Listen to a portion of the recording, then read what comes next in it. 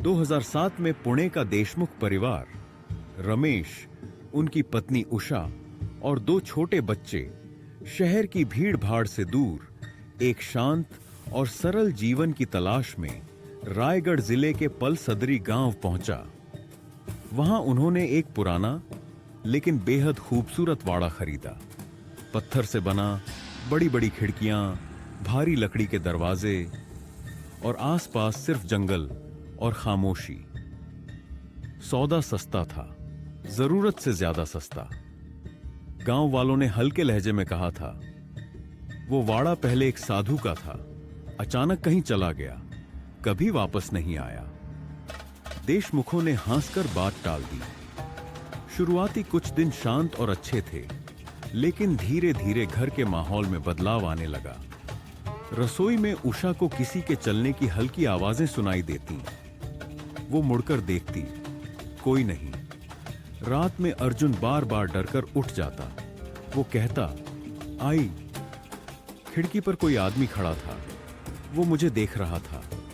वो हर रात आता है। रमेश को यह सब बच्चों की कल्पना लगा, जब तक कि एक सुबह जब वो देवघर में पूजा करने गए तो देखा हनुमान जी की मूर्ति उलटी पड़ी थी। कोई उसे छू भी नहीं सकता था, पर वो उलटी थी। उसी रात पूरे घर में अजीब घटनाएं शुरू हो गईं। दीपक की लौ अपने आप बुझ जाती, घर के कोनों से किसी के चलने की आवाजें आती, और एक बार बेडरूम की खिड़की खुद ब खुद खुल गई। बाहर सिर्फ घना अंधेरा था। अब डर घर के हर कोने में महसूस होने लगा था। रमेश ने गांव की एक बूढ़ी औरत से बात की। वो बस धीरे से बोली, वो वाड़ा उस साधु का है, वो यहां वर्षों तक तप करता रहा, लेकिन एक दिन अचानक लापता हो गया। उसकी आत्मा यहां अटकी हुई है, कुछ अधूरा रह गया है। डर के मारे उन्होंने एक तांत्रिक को बुलाया।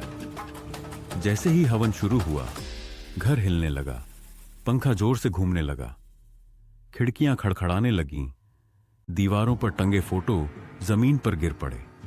आरती की थाली जोर से फर्श पर आ गिरी और हवन के बीच अचानक घर में सन्नाटा छा गया। अगली सुबह वे वापस पुणे लौटने वाले थे, लेकिन रात को अर्जुन अचानक उठ बैठा। उसका चेहरा पीला पड़ चुका था। उसने कांपते हुए कहा, आई। उस आदमी ने कहा, यह वाड़ा तुम्हारा नहीं है, तुम फिर आओगे। देशमुख परिवार अगले ही दिन वाड़ा छोड़कर चला गया, लेकिन पलसदरी का वो वाड़ा आज भी वहीं है, वीरान, खामोश और शायद किसी के लौटने का इंतजार करता हुआ।